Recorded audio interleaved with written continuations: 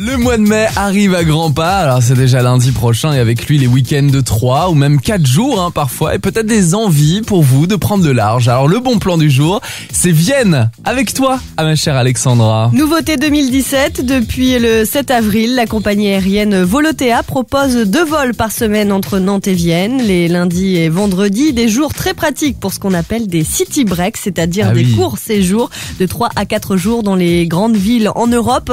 Nantes-Vienne avec Volotea, c'est à partir de 29,90€ si on réserve à l'avance évidemment. C'est programmé jusqu'à quand ? Octobre, avec une rallonge pour les fêtes de fin d'année et les marchés de Noël. Ah oui, c'est parfait, très bien. Du coup, Alexandra, toi, tu as testé il y a quelques jours le voyage pour nos auditeurs chanceuses. Oui, j'ai même pris le vol inaugural de Volotea le 7 avril à l'aéroport de Nantes, direction la capitale autrichienne. Sur place, j'ai été accueillie par 2 guides, Florian et Jeannette, qui m'ont fait découvrir la ville sous toutes ses coutures. Mais alors, pour celles et ceux qui, comme moi, ne connaissent absolument pas Vienne, comment pourrais-tu le décrire ? J'ai demandé à mes guides 3 mots. Florian m'a dit la musique, l'histoire impériale, la végétation, et Jeannette le vin, les tartes et prendre son temps. Ce sont de bons qualificatifs, je trouve. Vienne, c'est d'abord la capitale de l'Empire austro-hongrois avec ses palais magnifiques comme Schönbrunn, le château d'été de la fameuse Sissi. Ah Sissi, avec Romy Schneider ? Oui, mais là c'est la vraie.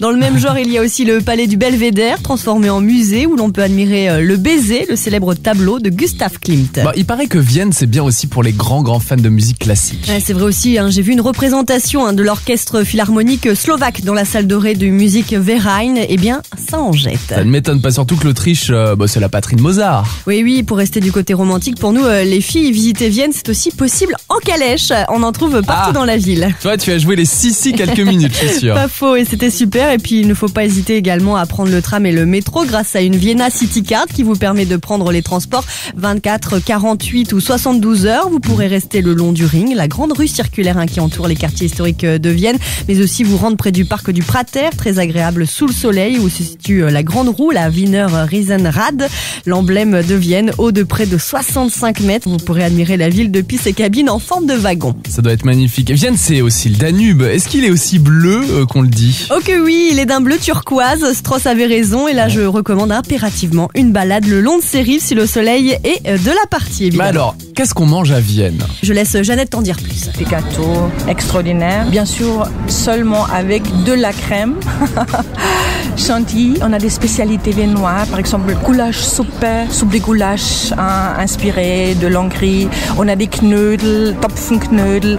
Ce sont des knödel avec fromage blanc mélangé avec des fruits. On a des soupes extraordinaires à Vienne, des soupes spéciales, par exemple avec des knödel de foie dedans.